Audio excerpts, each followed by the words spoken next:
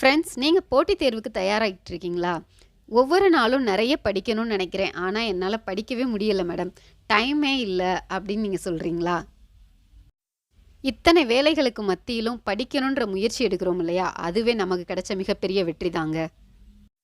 நதிகளை பார்த்தா அது ஓடிக்கிட்டே இருந்தால் மட்டும்தான் அழகாக இருக்கும். அதே மாதிரி மனிதர்களாக பிறந்த நம்ம நிச்சயம் முயற்சி செஞ்சுக்கிட்டே இருக்கணும்.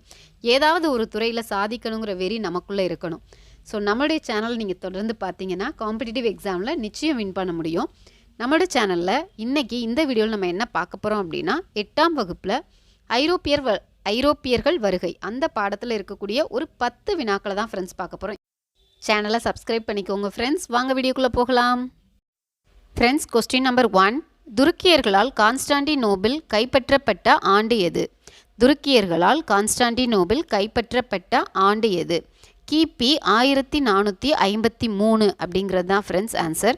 1453ஆம் ஆண்டு துருக்கியர்களால் கான்ஸ்டாண்டினோபிள் என்ற பகுதி கைப்பற்றப்பட்டது. Question number 2. இந்தியாவிற்கும் ஐரோப்பாவிற்கும் இடையேயான நிலவழியை மூடியது யார்?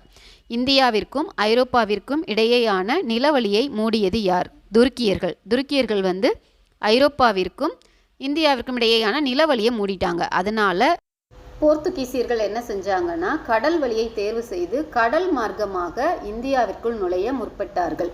ஸோ இந்தியாவிற்கும் ஐரோப்பாவிற்கும் இடையேயான நிலவழியை மூடியவர்கள் துருக்கியர்கள். Question number 3. மாலுமி ஹென்றி என்று அழைக்கப்படுபவர் யார்? மாலுமி ஹென்றி என்று அழைக்கப்படுபவர் யார்? இவர் போர்த்துகீசிய இளவரசர் ஹென்றி. போர்த்துகீசிய இளவரசர் ஹென்ரியை தான் மாலுமி ஹென்றி அப்படின்னு சொல்கிறாங்க. இவர் உலகில் அறியப்படாத பகுதிகளை ஆராய்ச்சி செய்கிறதுலையும் சாகச வாழ்க்கையை மேற்கொள்றதுலையும் தன்னுடைய வாழ்நாளை அர்ப்பணித்தார். அந்த மாதிரி இருக்கிறவங்களையும் ஊக்குவித்து நிறைய பரிசுகள் வழங்கியவர் போர்த்துகீசிய இளவரசர் ஹென்றி. Question number 4. போர்த்துகீசிய மாலுமியான பார்த்தலோமியா டயஸ் என்பவரை ஆதரித்த மன்னர் யார்? போர்ச்சுக்கல் மன்னர் 2ஆம் ஜான். போர்ச்சுக்கல் மன்னர் 2ஆம் ஜான் தான் போர்த்துகீசிய மாலுமியான பார்த்தலோமியா டயஸ் என்பவரை ஆதரித்தார். ஃப்ரெண்ட்ஸ், நம்மளுடைய சேனலை சப்ஸ்கிரைப் பண்ணிக்கோங்க ஃப்ரெண்ட்ஸ். அப்போ தான் வீடியோ போட்ட உடனே உங்களுக்கு நோட்டிஃபிகேஷன் வரும். வாங்க ஃப்ரெண்ட்ஸ், இப்போ கொஸ்டின் நம்பர் 5 என்ன அப்படின்னு நம்ம பார்ப்போம். வீடியோ பற்றின உங்களுடைய கமெண்ட்டை கமெண்ட் பாக்ஸில் கொடுங்க ஃப்ரெண்ட்ஸ். Question number 5. இந்தியாவில் இருந்து போர்த்துகீசிய பகுதிகளுக்கு அனுப்பப்பட்ட முதல் ஆளுநர் யார்? இந்தியாவில் இருந்த போர்த்துகீசிய பகுதிகளுக்கு அனுப்பப்பட்ட முதல் ஆளுநர் யார்? Francis de Almeida. அவர் 1505ஆம் ஆண்டு அனுப்பப்பட்டாங்க. இவரை அனுப்பியிருந்தாங்க. பிரான்சிஸ்கோ டி அல்மெய்டா அப்படிங்கிற போர்த்துகீசியரை இந்தியாவில் இருந்த போர்த்துகீசிய பகுதிகளுக்கு ஆளுநராக அனுப்பியிருந்தாங்க. Question number 6. Francisco de Almeida அவர்கள் பின்பற்றிய கொள்கை என்ன? பிரான்சிஸ்கோ டி அல்மெய்டா அப்படிங்கிறவர் பின்பற்றிய கொள்கை என்ன அப்படின்னு பார்த்தீங்கன்னா நில நீர் கொள்கை அப்படின்னு சொல்கிறாங்க. இந்த கொள்கையுடைய நோக்கம் என்னென்னா கப்பற்படையை பலப்படுத்துவது. போர்த்துகீசிய கப்பற்படையை இந்தியாவில் பலப்படுத்துவது தான் நிலநீர் கொள்கையினுடைய நோக்கமாக சொல்லப்படுது ஃப்ரெண்ட்ஸ். நிலநீர் கொள்கை அப்படிங்கிறது கப்பற்படையை பலப்படுத்துவது. Question number 7. இந்தியாவில் போர்த்துகீசிய அதிகாரத்தை நிறுவியவர் யார்? இந்தியாவில் போர்த்துகீசியர்களுக்கென அதிகாரத்தை நிறுவியவர் யார் அப்படின்னு கேட்டிருக்காங்க.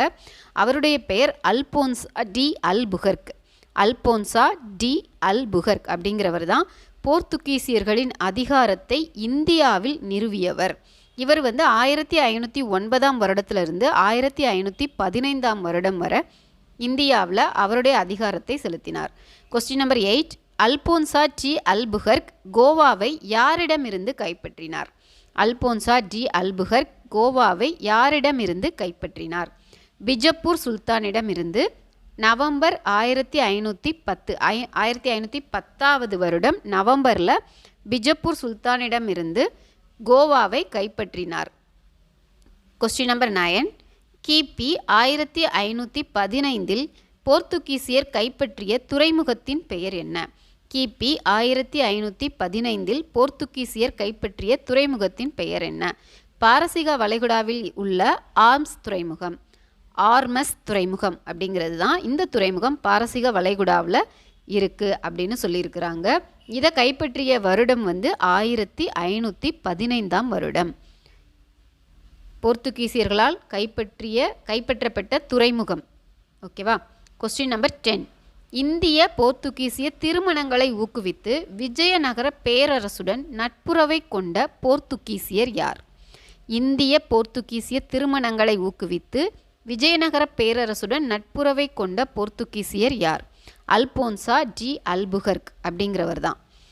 ஃப்ரெண்ட்ஸ், வீடியோ பிடிச்சிருந்தால் லைக் பண்ணுங்கள், ஷேர் பண்ணுங்கள், கமெண்ட் பண்ணுங்கள். ஃப்ரெண்ட்ஸ், பிடிக்கலனாலும் கண்டிப்பாக எதனால் பிடிக்கலங்கிறத கமெண்ட் பாக்ஸில் சொல்லுங்கள். நிச்சயமாக நான் அதை மாற்றிக்கிறேன். தேங்க்யூ ஃபார் வாட்சிங் ஃப்ரெண்ட்ஸ்.